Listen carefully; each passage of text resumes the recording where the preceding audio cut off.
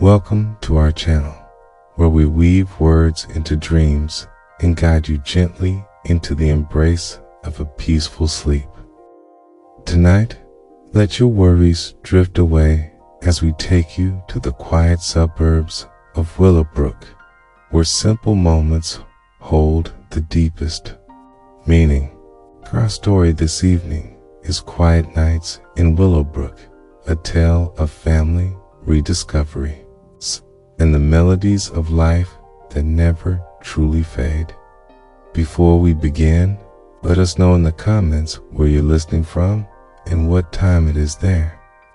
Now, close your eyes, take a deep breath, and allow yourself to drift into a world of peaceful slumber. Chapter 1: The Streetlight and the Stars. The night had settled comfortably over Willowbrook, casting a soft glow from the streetlights onto the quiet suburban road. The rhythmic chirping of crickets filled the spaces between the rustling of leaves, swayed gently by the cool Colorado breeze.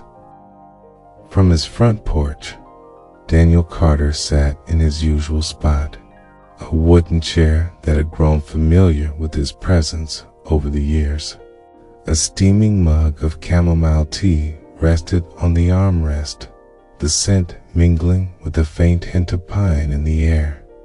He had just finished tucking Emily and Jake into bed, their sleepy giggles still echoing in his mind. Laura was inside, finishing up the dishes, her humming drifting through the open window. The house had a warm, lived-in feel, a place that had absorbed years of laughter, whispered worries, and countless ordinary but meaningful moments. Yet, as Daniel gazed up at the vast Colorado sky, he felt the familiar pull of something he couldn't quite name. It wasn't dissatisfaction, exactly. He loved his family. He loved this house, this life. But there were moments like this when the world quieted down and responsibilities momentarily faded, where a thought would creep in, like a leaf floating on still water. Is this it? The creak of the porch swing next door pulled him from his thoughts. Mr. Jennings, his elderly neighbor, sat swaying gently, his wiry frame relaxed in the dim light. The old man had lived in Willowbrook for nearly 4 decades, outlasting countless families who had come and gone. He was a widower now, his wife, Margaret, having passed a few years prior. Despite that, he had a way of carrying himself with a steady peace that Daniel admired. Another night, another deep thought, huh? Mr. Jennings' voice carried easily across the lawn. Daniel chuckled softly, something like that. The older man nodded knowingly, taking a slow sip from his own mug. Funny thing about nights like these, they make you think more than you probably should.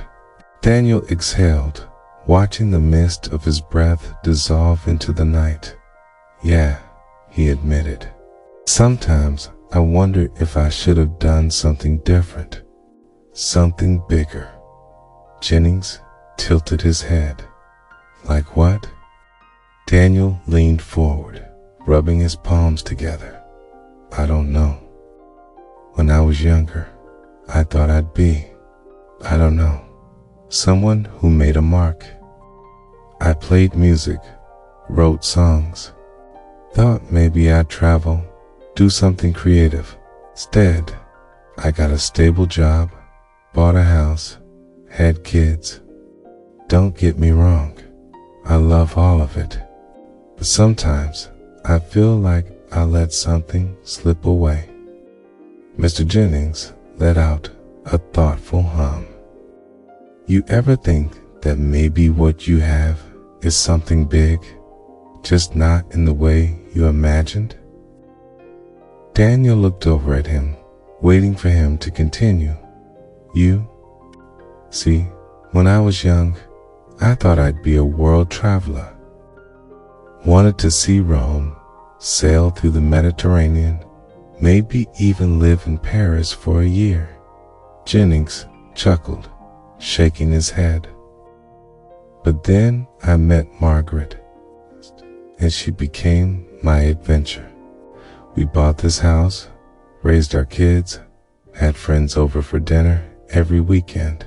Okay, sure, I never made it to Paris, but I had love, laughter, and good stories.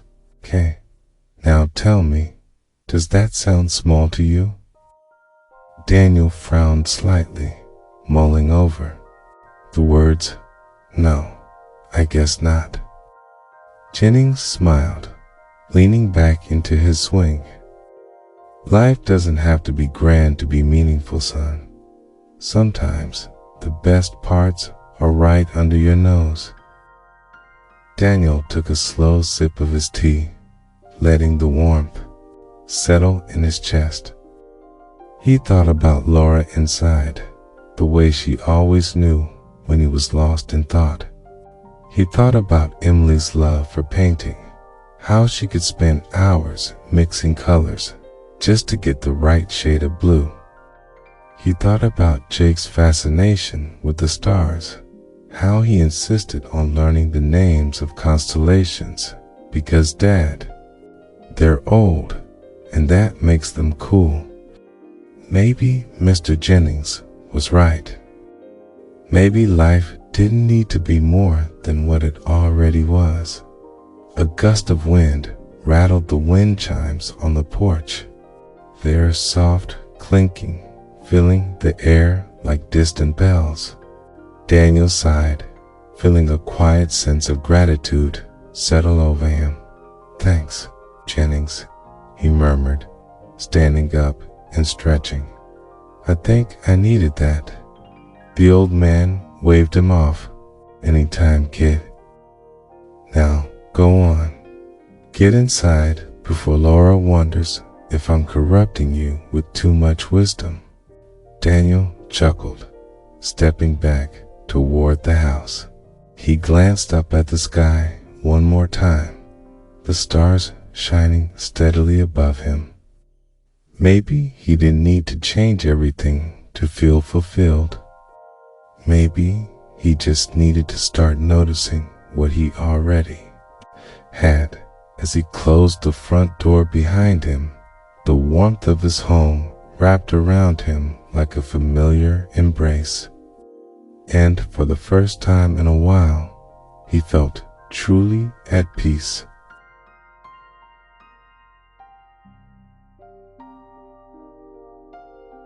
Chapter 2: The Saturday Chores and the Coffee Break. Daniel Carter woke to the sound of his son, Jake, thundering down the hall, his bare feet slapping against the hardwood floor. It was a sound that had once jolted him awake in irritation, but had, over time, become something he expected, maybe even cherished.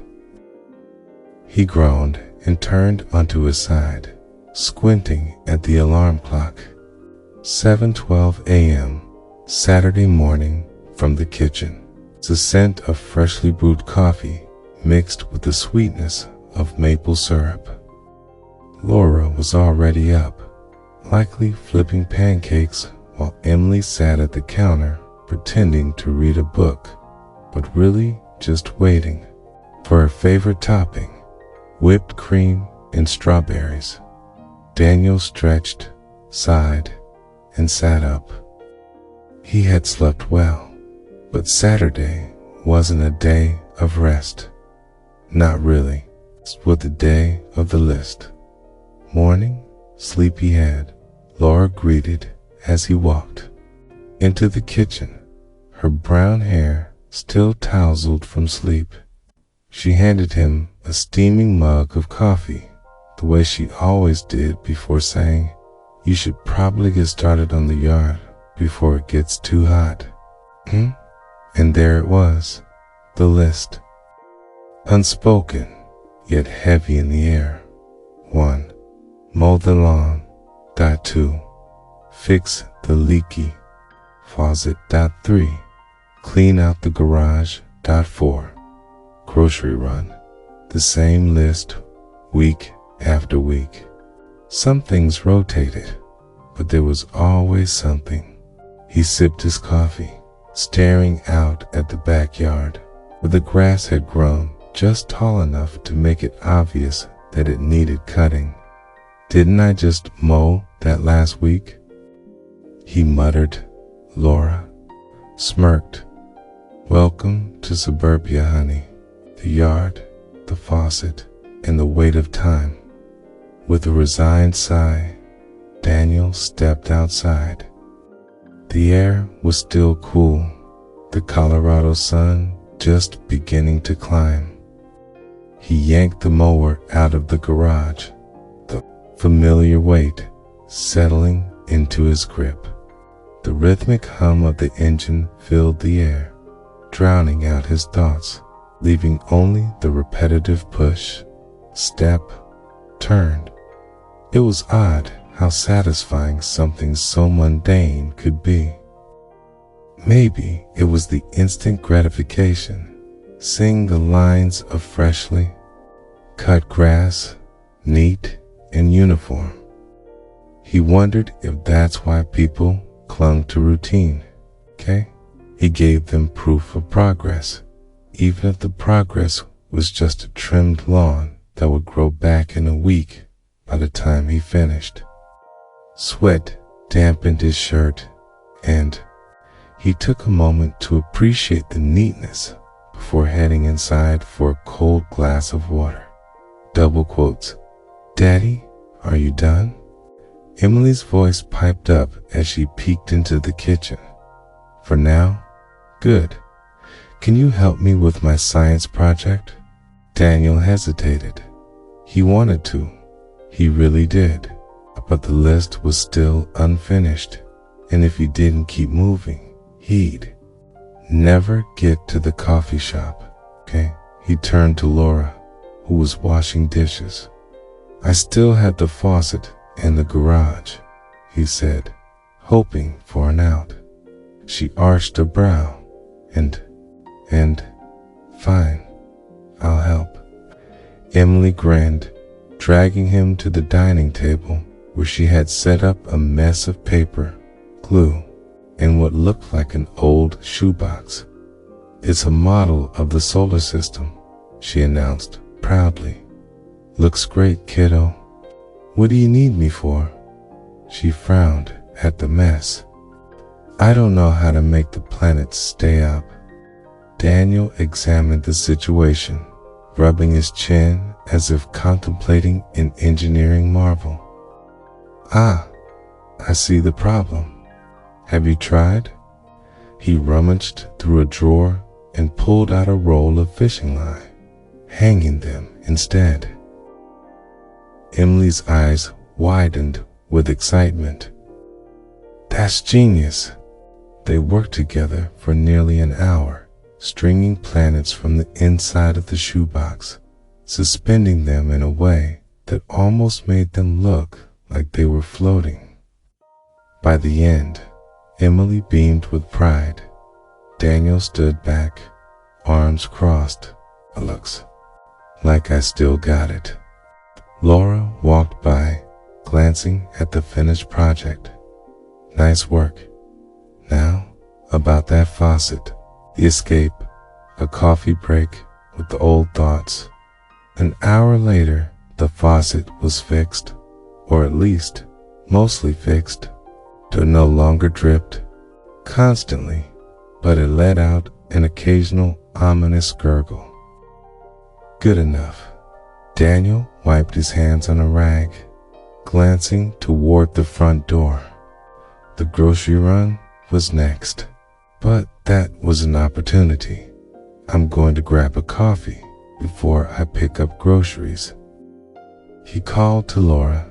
She didn't even look up from folding laundry. I figured, try not to accidentally stay too long. Me. She just smiled, shaking her head. 15 minutes later, he was sitting at his favorite cafe, a quiet spot tucked between a bookstore and a bike shop. He took a slow sip of his coffee, letting the warmth settle him. It was moments like this that made him feel like himself again, away from the lists, the obligations, the yard work.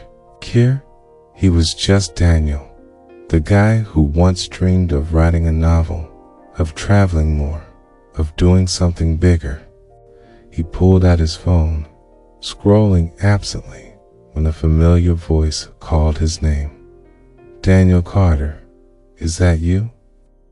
He looked up to see a man in his early 40s, wearing a well-tailored blazer and holding a to-go cup of espresso. It took Daniel a moment before recognition clicked.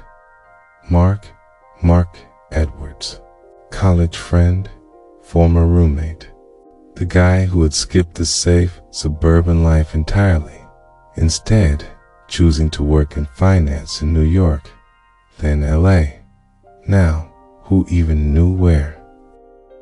They shook hands and Mark slid into the seat across from him. I haven't seen you in years, Mark. Sid, what are you up to these days? Daniel hesitated, unsure how to summarize his life in a way that sounded significant. Oh, living the dream. Wife, kids, house in the suburbs. He smiled, but something in his voice felt hollow. Mark nodded. That's great, man. That's real life. Daniel shrugged. What about you? Still chasing deals? Mark chuckled. Still. But sometimes I look at guys like you and think, maybe I got it backwards. Daniel laughed. Yeah, sure. You trade your first-class flights for mowing the lawn every weekend. Mark grinned. Maybe not the mowing part. He sipped his espresso. But the family, the stability, there's something to be said for it. Daniel sat back, considering Mark's words. And it was funny. Here he was, looking at Mark's life with a mix of admiration and longing.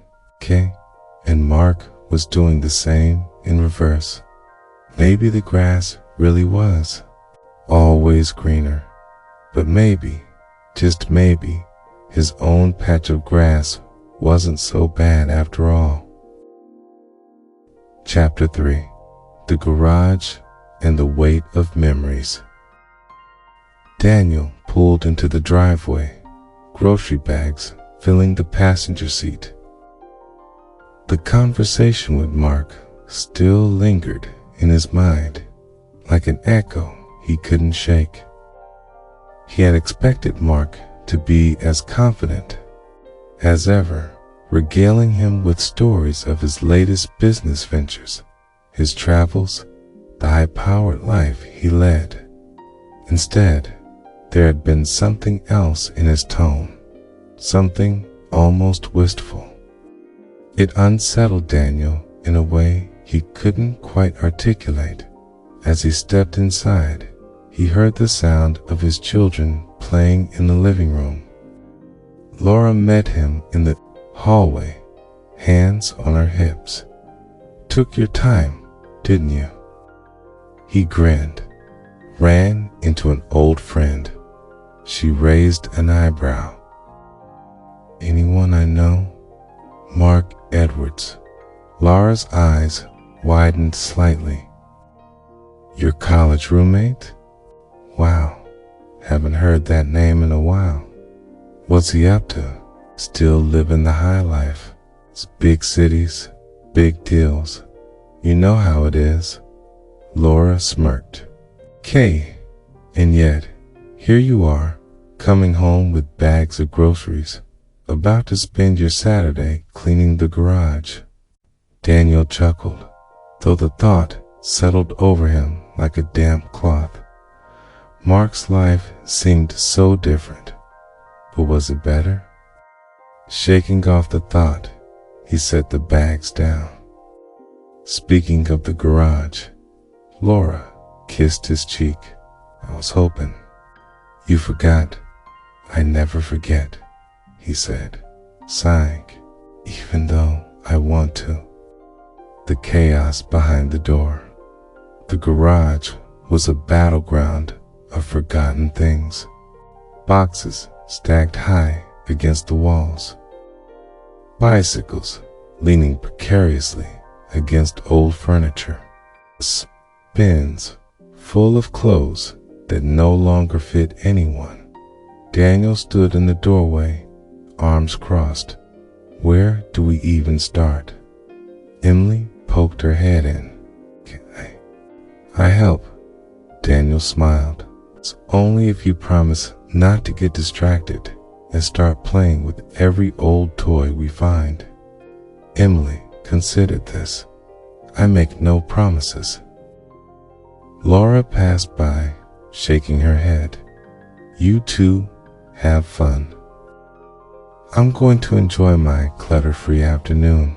With a deep breath, Daniel stepped forward and lifted the first box. Dust filled the air, swirling in the light that streamed through the small window. Emily immediately pulled out an old stuffed rabbit, its fur matted from years of love. "I remember this," she said, squeezing it. "That was yours when you were little," Daniel said. "You took it everywhere." Emily beamed, then promptly set the rabbit aside. "I guess I don't need it anymore." Daniel felt a small pang at her words. Kids let go of things so easily. Adults, though, we held on to everything. He pushed forward, working his way through old Christmas decorations, a broken fishing pole, and a box of books he had meant to donate years ago. Then, at the bottom of a dusty stack, he found something that made him stop. A guitar case, strings of the past. Daniel set the box, was holding aside, and pulled the case out from under the pile. It was heavier than he remembered. The leather handle was cracked, the latches a little rusted, but when he opened it, the guitar inside was exactly as he had left it. Cherry wood, a few scratches here and there, out, otherwise intact. Emily looked up. "Is that yours?" "Yeah," Daniel said quietly. "Can you play something?" He hesitated. It had been years since he'd last played, years since he had even thought about playing. He ran a hand over the strings, pressing down lightly. They were old, out of tune. "I don't know if I remember," he admitted. Emily rolled her eyes. "Come on, Dad. Music is like riding a bike, right?" Daniel smirked. "Says the kid who doesn't even ride her bike." Emily laughed. "But still, try." Daniel took a deep breath and strummed. The sound was off, the strings loose, but the feel of it in his hands, it was like shaking hands with an old friend. He adjusted a few pegs, plucked at the strings, and slowly something familiar started to form. A song from years ago, one he had written when he was barely out of college, full of hope and ambition. Emily's eyes widened. "That's pretty," Daniel smiled, the melody settling into his fingers. He had forgotten what this felt like, the way music could fill a space, could pull emotions from places he had buried them. Then, just as suddenly as the moment arrived, reality tapped him on the shoulder. The garage was still a disaster. The grocery list was still unchecked. The list, the obligations, the life he had built, they were all waiting for him. He sighed, closing the case. Emily frowned. "Why'd you stop?" "Lots to do," he said. Standing up, Emily watched him for a moment, then shrugged. "You should play more." Daniel ruffled her hair. "Maybe." Bye. Even as he moved on to the next box, the melody stayed with him. A conversation at dusk. That evening, after dinner, Daniel found himself on the porch again, watching the sky shift from blue to deep indigo. The air was cool, carrying the scent of pine and the faintest whisper of autumn. Mr. Jennings was on his porch, rocking in his chair. "Got that garage cleaned out?" he called. Neil chuckled. "Mostly. Found a few things I forgot about." Jennings nodded knowingly. "That's the way of it. You start digging through the past, and suddenly it's got its hands on you." Daniel leaned against the porch railing. "I found my old guitar." Jennings raised an eyebrow. "Haven't heard you mention that before." "Yeah, well, I used to think I'd do something with music," Daniel admitted. Then life happened.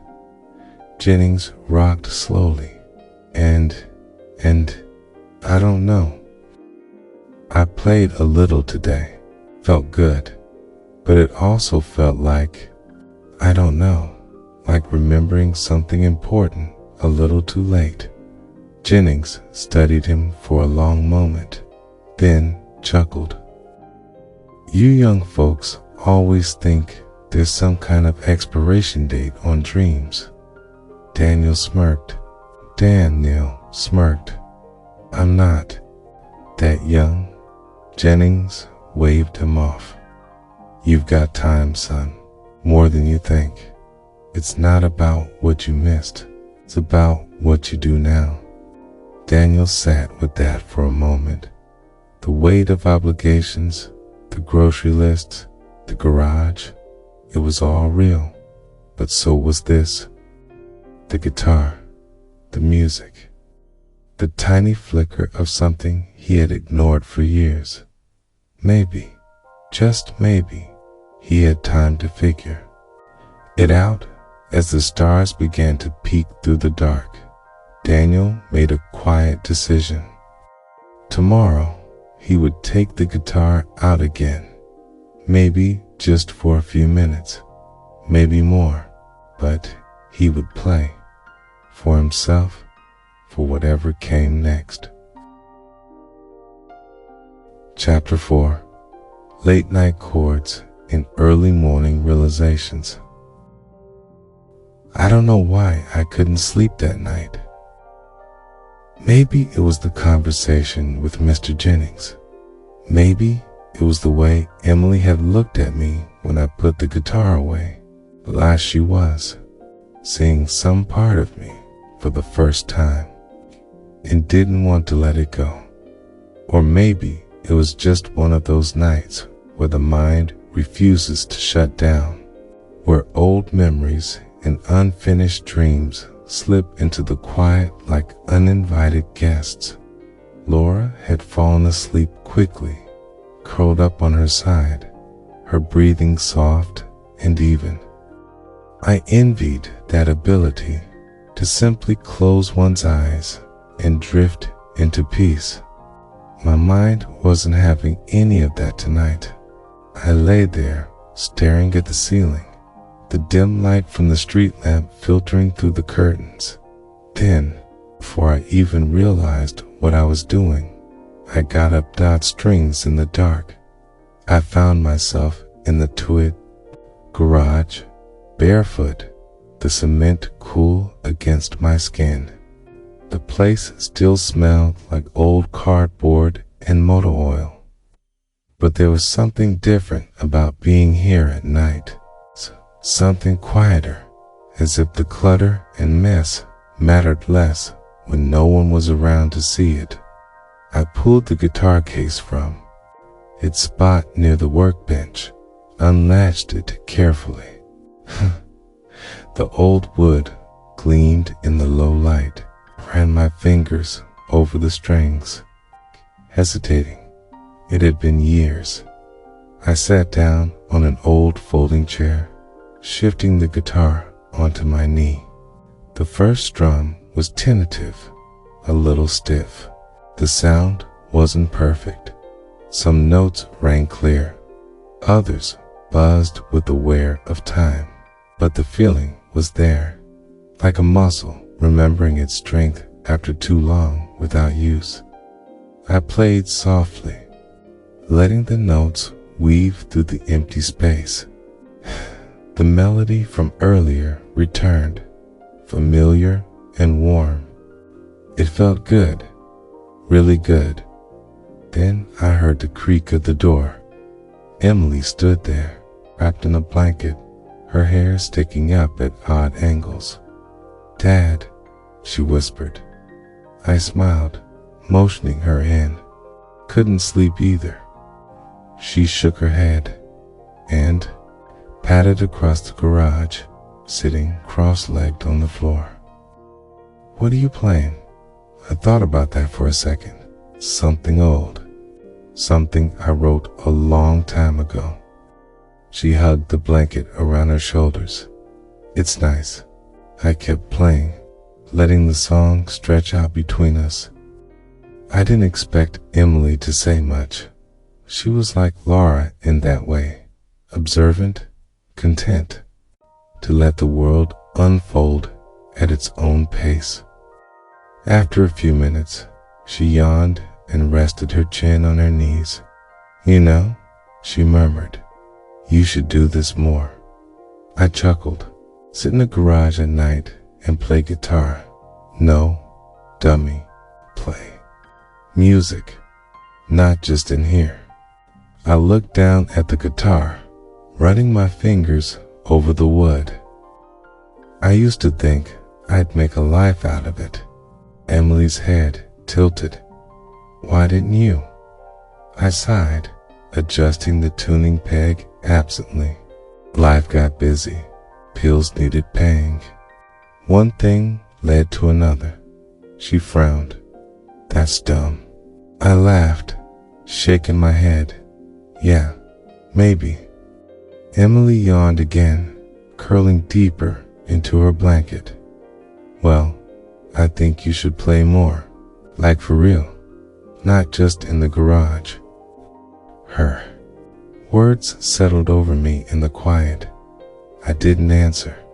Instead, I just kept playing, long after she'd fallen asleep, right there on the garage floor. Mornings and meaning.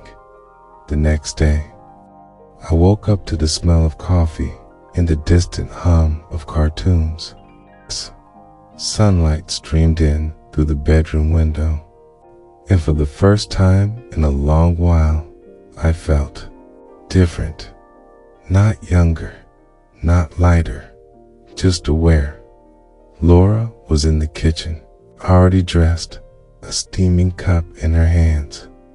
She raised an eyebrow when she saw me. "You were up late." I rubbed my neck, couldn't sleep. She smirked. I heard, so did Emily. Glanced toward the living room where Emily sat on the couch, wrapped in her blanket, eyes on the screen but clearly still half dashed to sleep. Laura handed me a cup. "It was nice hearing you play." I took a sip, letting the warmth settle. Yeah, she nodded. Yeah, I studied her face, the way she watched me, like she knew something I didn't. Then she reached for her phone, and, after a moment of scrolling, turned the screen toward me, a flyer for an open mic night. I stared at it, then at her. Seriously? She shrugged, but there was something expectant in her eyes. Why not? I exhaled sharply, shaking my head. It's been years, Laura. I'm rusty, so unrust yourself, okay? Chuckled, running a hand through my hair. You make it sound easy, she smiled. Maybe it is. I looked down at the flyer again, the words blurring slightly as thoughts tangled in my head. I had spent so long being practical, so long making the safe choices. But last night, playing in the dark with Emily listening, it had felt like something real, like something that wasn't just past tense anymore. Laura nudged me. Think about it. I sighed. Yeah, I will, okay?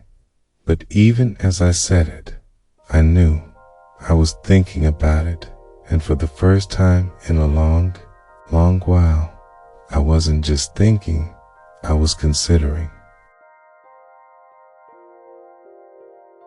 Chapter 5. A Song for Willowbrook. The week passed in a blur, but something had shifted. It wasn't just in me, though I certainly felt different.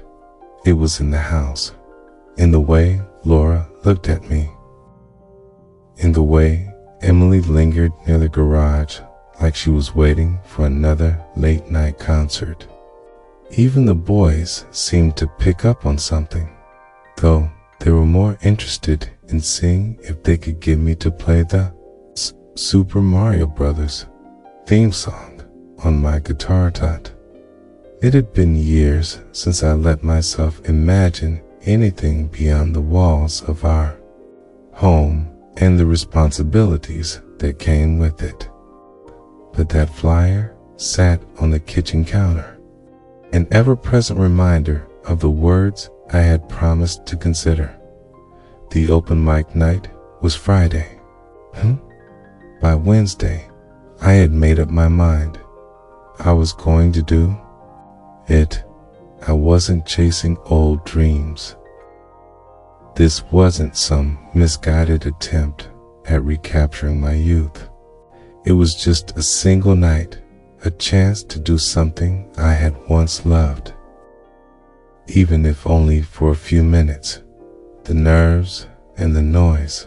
By Friday evening, my stomach was a mess of nerves. Laura had taken care of everything. Dinner, wrangling the kids, making sure I didn't have an excuse to back out. Even Mr. Jennings had gotten wind of my plans and clapped me on the back when he saw me that afternoon. About time, kid, he said with a grin. I'm sure you play something worth listening to. I wasn't sure if I could guarantee that, okay? But I nodded all the same. The cafe was smaller than I expected, with the mismatched chairs and Edison bulbs hanging low from the ceiling. Okay, the stage was just a corner of the room, a single mic stand, a stool, and a couple of cables snaking across the floor. Laura squeezed my hand. You okay? Define okay? She smirked. You'll be great. Emily, sitting across from us, bounced her knee excitedly. Do you know what you're playing? I nodded, swallowing hard. I had gone through dozens of possibilities, but in the end, the choice had been obvious. I was going to play the song I had written all those years ago. The one I barely remembered until that late night in the garage. The one that had made Emily stop and listen. I had never played it for anyone before, and now I was about to play it for a room full of strangers. The moment of truth. When the host called my name, I took a deep breath and stepped onto the stage. The microphone felt cool against my fingertips as I adjusted it, clearing my throat. I scanned the room, my eyes catching on Laura's reassuring smile, Emily's eager expression, the boys trying and failing to stay still. And then I played. The first notes were shaky, but my fingers found their place, muscle memory taking over.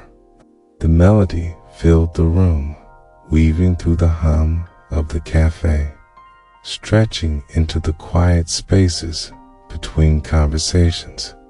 Then I began to sing. The lyrics were simple, about small-town nights and porch-like conversations, about dreams that never quite fade, even when life tries to bury them, about love, about family, about the quiet moments that end up meaning everything. For the first time in years, I felt completely present. I wasn't worried about bills or grocery lists, or whether the car needed an oil change. I wasn't thinking about work or deadlines, or the quiet ache of time slipping by too fast. I was just here, playing, singing, and when I finished, the room was silent for just a breath before the applause came. It wasn't deafening.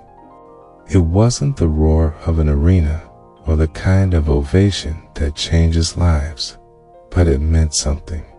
Laura was beaming. Emily looked like she might burst. Even the boys were clapping enthusiastically, their faces full of something I couldn't quite name. Pride, maybe wonder, maybe just the simple joy of seeing their dad do something different. And as I stepped off the stage, Laura kissed my cheek and Emily squeezed my arm, and Mr. Jennings, who had somehow found his way here, raised his coffee in salute. I realized something. This wasn't about reclaiming a dream. It wasn't about proving anything to myself. It was about remembering that I could still be more than just the sum of my responsibilities. I could still do things. I could still be something more. And that was enough. A new kind of quiet that night. After the kids had gone to bed and the house had settled into its familiar hush, Laura and I sat out on the back porch, a bottle of wine between us. The sky stretching wide and dark above Willowbrook. "You were amazing," she said softly, chuckled, rubbing the back of my neck. "I don't know about that." She tilted her head. "You know, I think Emily's right. You should play more." I exhaled, looking out at the quiet street, the soft glow of porch lights in the distance. "Yeah," I admitted, "I think I should." She reached for my hand, lacing her fingers through mine. "I love seeing you like this." "Like what?" She smiled. "Like you." I squeezed her hand, feeling the warmth of her skin against mine, steady reassurance of it. And for the first time in years, I didn't feel like I was chasing something lost. I felt like I was right where I was supposed to be. And that, I thought, was a pretty good way to end the night. And so, as the quiet nights in Willowbrook settle under the soft glow of porch lights and whispered dreams, we bring our story to a gentle close. May its warmth linger in your heart as you drift into a peaceful sleep. If you enjoyed this story, don't forget to like, subscribe, and let us know in the comments where you're listening from. Your support helps us bring more comforting stories your way. Now, rest well, dream sweetly, and we'll meet again in another night's tale. Good night.